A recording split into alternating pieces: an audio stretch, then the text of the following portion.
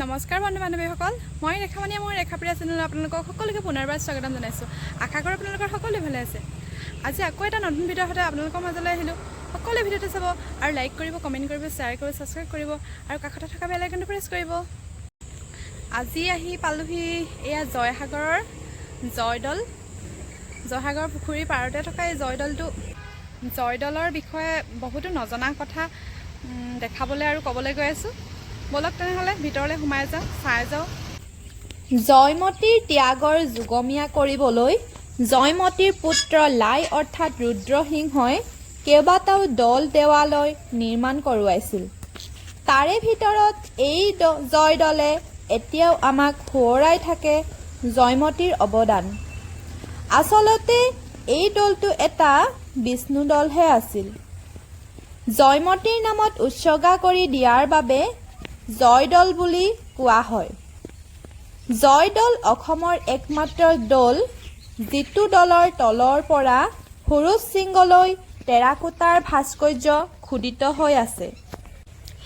এই জয়দলে এতিয়াও আমাক সোঁৱৰাই থাকে জয়মতীৰ অৱদান। মাকৰ অকথ্য মৃত্যুক হয়তো ৰুদ্ৰসিংহই সহজে লোৱা নাছিল, যাৰ কাৰণে জয়মতীয়ে কৰি যোৱা কামবোৰৰ দৰে দলটো সৰ্বাংগ সুন্দৰকৈ গঢ়াই থৈ গৈছে। দলৰ ভিতৰৰ ফালে গৈ অলপ আপোনালোকক দেখাবলৈ চেষ্টা কৰিম। চাই থাককচোন ভিতৰতনো কি আছে আৰু ময়ো চাই যাওঁ।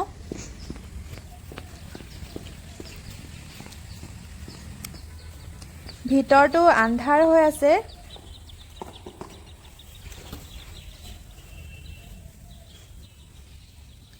এতিয়া যদিও জয়দলৰ ভিতৰত কোনো পূজা অৰ্চনা কৰা নহয়, তথাপিও দলৰ ভিতৰৰ ভাগ অটুট আছে দেৱতা স্থাপনৰ স্থাপনা।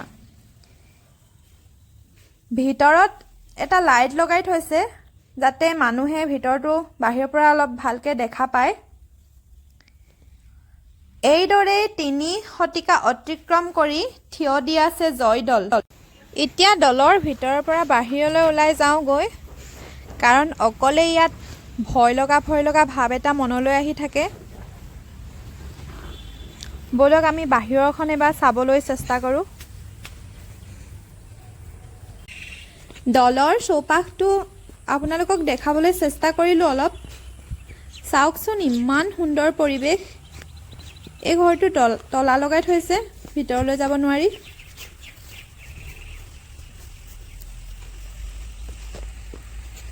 বহুত ঠাণ্ডা পৰিৱেশ।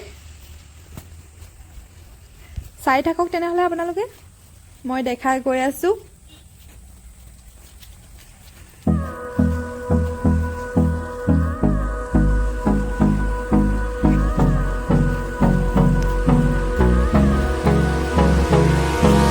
Hold me close till I get up. Time is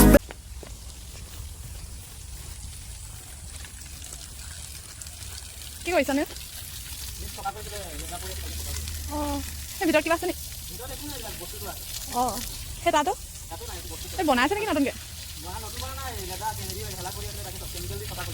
অঁ, সেইটো কথা। এইটো সেইকাৰণে বাঁহবিলাক দিলোচোন নেকি? অঁ অঁ। এতিয়া গৈ আছোঁ জয়সাগৰ পুখুৰীৰ পাৰলৈ। জয়সাগৰ পুখুৰী জেৰেঙা পথাৰৰ ঠাইত 318 একৰ মাটিত মানুহে খন্দোৱা ভাৰতৰ সৰ্ববৃহৎ পুখুৰী। এই পুখুৰীয়ে সামৰি ৰাখিছে অসমৰ ত্যাগ আৰু দেশপ্ৰেমৰ সতী জয়মতীৰ জীয়া ইতিহাস। জেৰেঙা পথাৰত জয়মতী কুঁৱৰীক বান্ধি শাস্তি দি মৰাৰ কথা সকলোৱে জানে। এই জেৰেঙা পথাৰতে জয়মতীৰ পুত্ৰ ৰুদ্ৰসিংহই জয়সাগৰ পুখুৰী খন্দুৱাই থৈ গৈছে।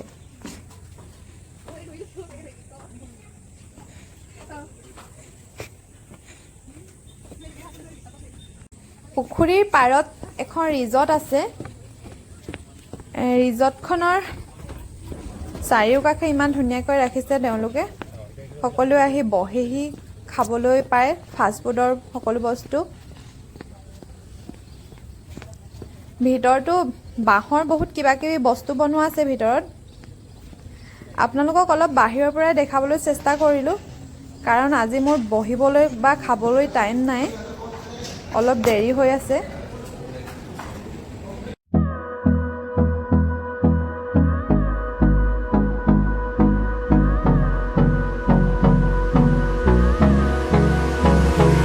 জয়মতীৰ উদ্যান। এই ঠাইডোখৰ আপোনালোকক নেদেখুৱালে ভুল হৈ যাব, কাৰণ ইমানবোৰ জয়সাগৰ পুখুৰীকে আদি কৰি দৌল দেৱালয় বনোৱা হ'ল।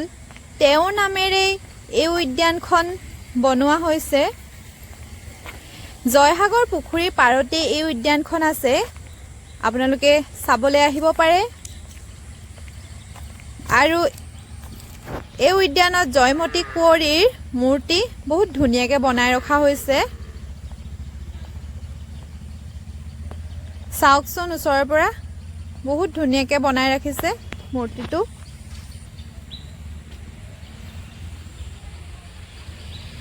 ভিডিঅ'টো চাই লাইক, কমেণ্ট, শ্বেয়াৰ, ছাবস্ক্ৰাইব কৰি দিব আৰু কাষতে থকা বেল আইকনটো প্ৰেছ কৰি দিব। আগলৈ এটা নতুন ভিডিঅ'ৰ সৈতে লগ পোৱাৰ আশাৰে বাই বাই। জয় অসম।